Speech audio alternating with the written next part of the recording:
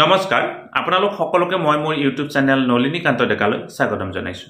ছাৰবেদেউসকল, মুখ্যমন্ত্ৰী লোকসেৱক আৰোগ্য যোজনাৰ কথা আপোনালোকে ইতিমধ্যে জানে আৰু তাক নতুনকৈ নামাকৰণ কৰা হৈছে আয়ুষ্মান অসম মুখ্যমন্ত্ৰী লোকসেৱক আৰোগ্য যোজনা। 2 বছৰ আগৰ পৰা আৰম্ভ হোৱা এই ব্যৱস্থাটো ইতিমধ্যে অফলাইন আছিল। অফলাইন মানে ৰিএম্বাৰ্সমেন্টৰ জৰিয়তে চলি আছিল। ৰিএম্বাৰ্সমেন্ট মানে হৈছে আপুনি খৰচ কৰিব, পৰৱৰ্তী পৰ্যায়ত এপ্লাই কৰাৰ পিছত আপুনি এই পইচাখিনি ঘূৰাই পাবৰ কাৰণে সক্ষম হ'ব। কিন্তু এই ক্ষেত্ৰত যথেষ্ট অসুবিধাৰ সৃষ্টি হয়। বিভিন্ন ডকুমেন্ট সাবমিট কৰিব লাগে, সময়ত ডকুমেন্টস পোৱা নাযায় বা সাবমিট কৰা ডকুমেন্টছৰ যদি কিবা প্ৰপাৰ ভাৱে সাবমিট কৰা নাযায়, ইয়াত বিভিন্ন ধৰণৰ কোৱাৰি আহে। সেই লৈ ইতিমধ্যে আলোচনা চলি আছিল আৰু ৰাজ্য চৰকাৰে ইয়াৰ আগতে ঘোষণা কৰিছিল যে কি মুখ্যমন্ত্ৰী লোকসেৱক আৰোগ্য যোজনা, যাক নতুনকৈ নামাকৰণ কৰা হৈছে আয়ুষ্মান অসম মুখ্যমন্ত্ৰী লোকসেৱক আৰোগ্য যোজনা, তাক কেছলেছ কৰা হ'ব। ইতিমধ্যে ৰাজ্য চৰকাৰে এই কেছলেছ ব্যৱস্থাটো আনুষ্ঠানিকভাৱে আৰম্ভ কৰিছে আৰু কৰ্মচাৰীসকলক ইয়াৰ কাৰণে কি কৰা হ'ব, একোখনকৈ কাৰ্ড প্ৰদান কৰা হ'ব।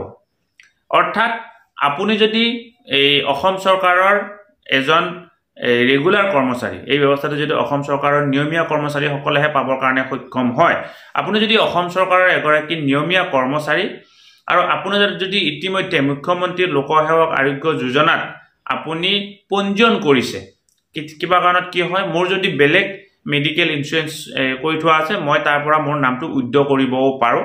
আৰু যদি নতুনকৈ আপুনি চাকৰি পাইছে তেতিয়াহ'লে তাত আপুনি নতুনকৈ ৰেজিষ্ট্ৰেশ্যন কৰিব লাগিব। ৰেজিষ্ট্ৰেশ্যন কৰাৰ পিছত ডিডিঅ এপ্ৰুভৰ ব্যৱস্থাটো আছে।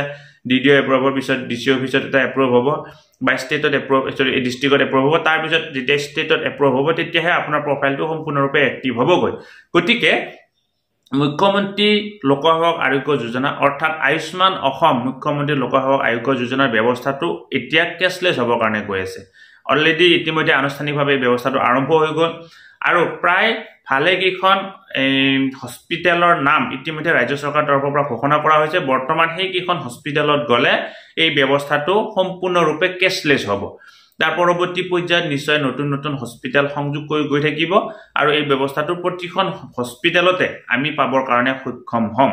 ইয়াৰ বাবে আপুনি কি কৰিব লাগিব? ইয়াৰ বাবে আপুনি এখন কাৰ্ড পাবৰ কাৰণে সক্ষম হ'ব আৰু এই কাৰ্ডখন গৈ আপুনি যেতিয়া চিকিৎসাৰ বাবে হস্পিটেললৈকে যাব, যিহেতু আমি সকলোৱে জানো মেডিকেল ইন্সুৰেন্সৰ ক্ষেত্ৰত আপুনি হস্পিটেলত যেতিয়া ভৰ্তি হয় তেতিয়াহে আপুনি কেছলেছ সুবিধা পাবৰ কাৰণে সুবিধাটো পাবৰ কাৰণে সক্ষম হয়।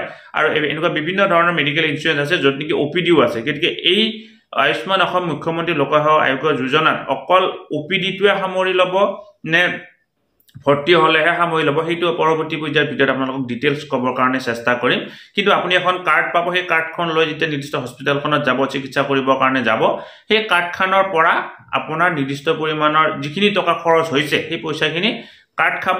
ধৰা হ'ল কাৰ্ডখনত আপোনাৰ 5 লাখ টকা জমা হৈ আছে, আপোনাৰ চিকিৎসাৰ নামত 1 লাখ টকা খৰচ হ'ল, কাৰ্ডখনৰ পৰা 1 লাখ টকা কাট খাব, 4 লাখ টকা কাৰ্ডখনত জমা থাকিব। আৰু আপোনাৰ যিহেতু এই ব্যৱস্থাটো আপুনি পাব পাৰে আৰু আপোনাৰ ডিপেণ্ডেণ্টে পাব পাৰে, গতিকে আপুনি আৰু আপোনাৰ ডিপেণ্ডেণ্টৰ চিকিৎসাৰ বাবে সেই কাৰ্ডখন ব্যৱহাৰ কৰি আপুনি আয়ুষ্মান অসম মুখ্যমন্ত্ৰী লোকসেৱক আৰোগ্য যোজনাৰ সুবিধা ল'ব পাৰিব। এতিয়া আপোনাৰ ডিপেণ্ডেণ্ট কোন কোন হ'ব? আপোনাৰ ডিপেণ্ডেণ্ট হ'ব, যদি আপুনি পুৰুষ হয় তেতিয়াহ'লে আপোনাৰ পত্নী আৰু আপোনাৰ সন্তান আপোনাৰ ডিপেণ্ডেণ্ট, আৰু লগতে আপোনাৰ মা আৰু দেউতা আপোনাৰ ডিপেণ্ডেণ্ট। শাহুমা আৰু শহুৰ দেউতা কিন্তু আপোনাৰ ডিপেণ্ডেণ্ট নহয়। আপুনি যদি এগৰাকী মহিলা কৰ্মচাৰী তেতিয়াহ'লে আপোনাৰ স্বামী আৰু সন্তান আপোনাৰ ডিপেণ্ডেণ্ট, আৰু তাৰ পৰিৱৰ্তে আপোনাৰ নিজৰ মা দেউতা আপোনাৰ ডিপেণ্ডেণ্ট হ'ব, কিন্তু আপোনাৰ হাজবেণ্ডৰ মা দেউতা অৰ্থাৎ শাহু আৰু শহু আপোনাৰ ডিপেণ্ডেণ্ট নহ'ব। গতিকে ছাৰ বাইদেউসকল, গুৰুত্বপূৰ্ণ খবৰ। পৰৱৰ্তী পৰ্যায়ত কেতিয়া আমি এই কাৰ্ডখন পাবৰ কাৰণে সক্ষম হ'ম এই বিষয়ে আপোনালোকক পৰৱৰ্তী পৰ্যায়ৰ ভিডিঅ'ত জনাবৰ কাৰণে চেষ্টা কৰিম।